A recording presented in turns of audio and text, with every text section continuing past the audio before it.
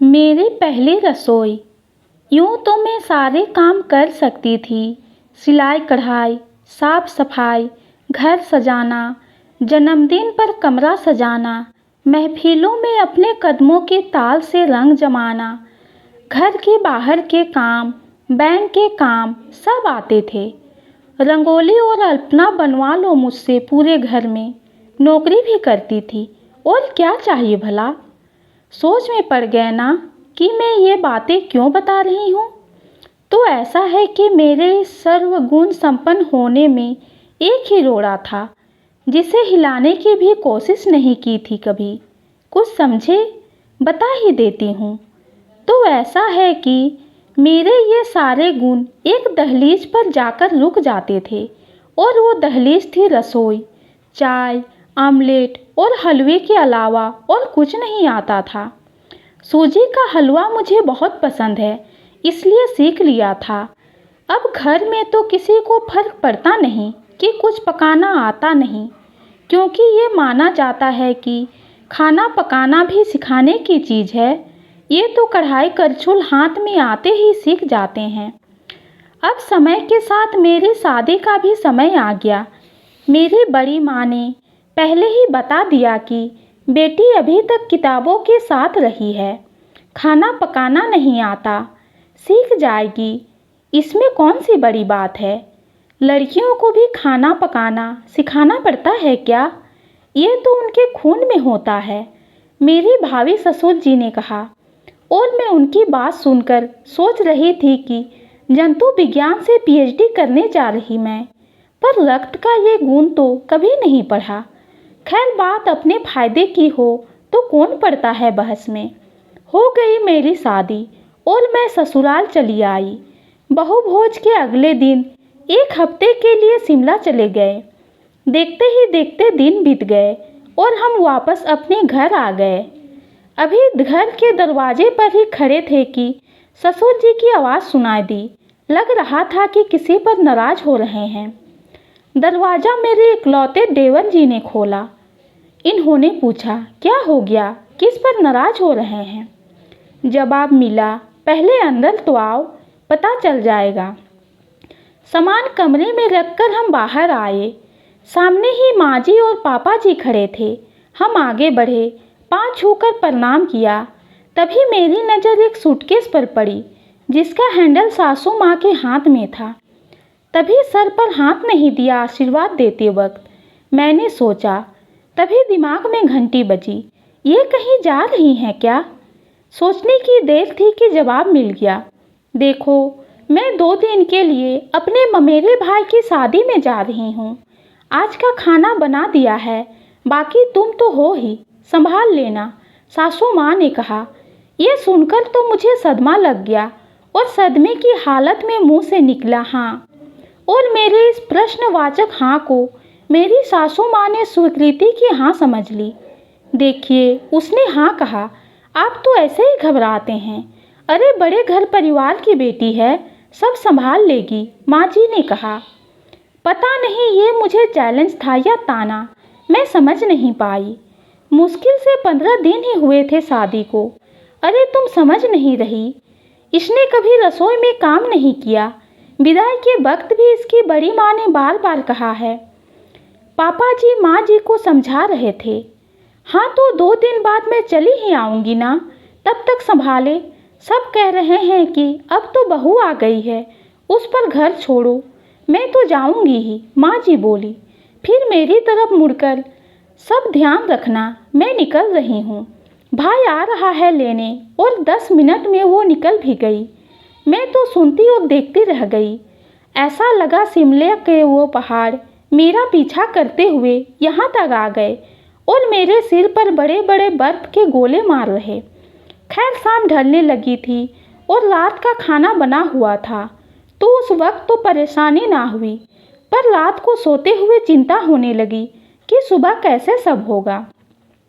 मुझे याद आया कि विदाई के थोड़ी देर पहले मेरे बड़े भैया ने मुझे 2 पतली किताबें दी थी, जिसमें खाने की रेसिपी थी।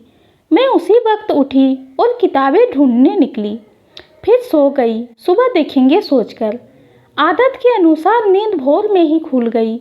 मैं उठी और चाय बनाकर ले आई और उस किताब को पढ़ना शुरू किया। मैं देख आई थी कि फूलगोभी रखी हुई है रसोई में, पर किताब पढ़कर मुझे कुछ समझ नहीं आया। नहीं, किताब लिखने वालों की कोई गलती नहीं थी। उसे क्या पता था कि एक दिन ऐसी लड़की इस किताब को पढ़ेगी जिसका मसालों से कोई परिचय नहीं। तो उससे क्या, ईश्वर ने बुद्धि तो भर भर के दी है, और भला हो मोबाइल के आविष्कारक का। मोबाइल और किताब हाथ में लिए मैं रसोई में आ गई, पर मसालों की पहचान से ज़्यादा मुश्किल काम था मसालों के डिब्बे ढूंढकर निकालना, क्योंकि मुझे तो पता ही नहीं था कि कहाँ क्या रखा है। पर आखिरकार मैंने ढूंढ लिया। अब उन्हें पहचानने की बारी थी। मैंने अपनी माँ को फ़ोन लगाया, हालचाल बताकर। जब मैंने कहा कि मसालों की पहचान बता दे, तो वो भी चौंक गई। तुम्हारी सास कहाँ है, उनसे पूछो। जब मैंने पूरी बात बता दी तो वो दंग रह गई। कैसे करोगे तुम सब, रसोई घर से ही अनजान हो, बिना कुछ दिखाए बताए नई दुल्हन को छोड़कर कोई कैसे जा सकता है। उनका तो सदमा ही कम न हो रहा था। किसी तरह उन्हें शांत किया, समझाया कि मुझे ही जब करना है तो क्या आज क्या कल। पर पता है, जीरा पाउडर, खड़ा जीरा, धनिया पाउडर, काला तिल, सरसों दाना, इनके रंग और खुशबू से इनकी पहचान। उफ, इससे अच्छा तो कोई मुझसे दोबारा MSc की सारे परीक्षाएं दिलवा दे। खैर, मसालों से जान पहचान कर ली मैंने। अब एक नई समस्या सामने खड़ी मुस्कुरा रही थी। वो थी सब्जी काटना। किताब तो इस मामले में मेरी मदद करने से रही, तो मैं वापस मोबाइल की शरण में गई। माँ, गोभी कैसे काटते हैं? नीचे वाला हिस्सा फेंक देना है ना, मैंने पूछा। अब थी मुश्किल कि वो कैसे बताए। 10 साल पहले व्हाट्सएप का चलन तो था नहीं, या शायद हो भी तो उसे पता नहीं। माँ ने कहा, जब तुम गोभी की सब्जी खाती थी तो देखा था ना कैसे टुकड़ों में कांटे होते हैं। वो तो ठीक है माँ, पर सब्जी का स्वाद याद है। खाते हुए कौन सब्जी के टुकड़ों पर गौर करता है। वैसे भी मेरी आंखें तो किताब में डूबी थी। माँ ने मेरा वाक्य पूरा कर दिया। पीछे से बड़ी माँ की आवाज़ आई। 100 बार समझाया कि खाते वक्त किताब नहीं पढ़ते, पर मेरी सुनता कौन है। हाँ, तो अब सुन रही हूँ ना, लंबाई चौड़ाई माप बता दो आप। माँ ने कहा, हाँ, सब्जियों को इंच टेप से नाप कर काट लो। आखिरकार माँ ने उंगली के नाप से समझा ही दिया कि कैसे काटना है। पूरी विधि भी बताई, जो मैंने फटाफट कॉपी में लिख ली। फिर सब्जियाँ कटी भी और बनी भी, और अच्छी बनी। शिक्षा और माँ हमेशा संभाल लेती हैं, चाहे परिस्थितियाँ जो भी हो। अब बारी थी दाल की, पर मुझे कुकर की समझ नहीं थी। ये बहुत अच्छी बात है कि मसूर की दाल कढ़ाई में भी बन जाती है, तो वो भी माँ से पूछकर और किताब की मदद से बना ली। इतने में 9:30 बज गए, नाश्ते का समय। मुझे तो ये भी नहीं पता था कि ये लोग नाश्ते में क्या लेंगे। अच्छी बात यह थी कि सभी को दूध ब्रेड खाना था, जो मैंने फटाफट दे दिया। आमतौर पर मैं रोटी खाती हूँ, पर उस दिन मैंने भी ब्रेड पर काम चला लिया। मजबूरी है, समझे ज़रा। रोटी बनानी आती कहाँ है।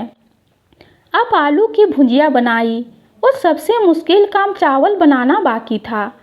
परिवार में कुकर के चावल पसंद नहीं करते, तो हांडी में बनाना था। मेरे लिए तो दोनों ही मुश्किल थे।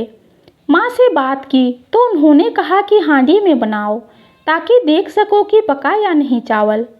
उनकी सलाह के अनुसार चावल चढ़ा भी दिए और सही समय पर उतार कर मार भी निकाल दिए। खिले खिले चावल देखकर मन भी खिल गया, और रसोई के डर से आज़ादी भी मिल गई। उनसे पहचान जो हो गई थी। सबने बहुत अच्छे से खाया। अगले दिन शाम को सासू माँ का फ़ोन आया। वो अभी हफ्ते दिन और रहेंगी। मैंने ये चुनौती स्वीकार की, और उन 10 दिनों में हर तरह की सब्जी, नॉनवेज भी बनाना सीख गई। और मुझे याद आई वो बात कि खाना पकाना भी कोई सिखाता है क्या। कढ़ाई और हांडी सब सिखा देते हैं। मुझे कभी शर्मिंदा नहीं होना पड़ा किसी के सामने। किताबों ने यहाँ भी मेरा खूब साथ दिया। शिक्षा हमेशा काम आती है, इसलिए आज भी खाते वक्त किताब पढ़ने की आदत गई नहीं मेरी, और डांट भी वैसे ही पड़ती है। सबसे मज़ेदार बात, जब सासू माँ ने लौटकर पूछा सब ठीक रहा ना, तो मैंने भी हंसकर कहा बड़े घर परिवार की बेटी हूँ तो संभालना तो आएगा ही। ये थी मेरी पहली रसोई, किताबों और मोबाइल, और सबसे ज़्यादा अपनी माँ और मायके के साथ, वो भी अपनी ससुराल की रसोई में। आपको कैसी लगी? स्वाद तो है ना? नमक और मसाले कम तो नहीं? बताइएगा ज़रूर। मसाले पहचानती हूँ अब मैं। आपके जवाब का इंतज़ार रहेगा। धन्यवाद।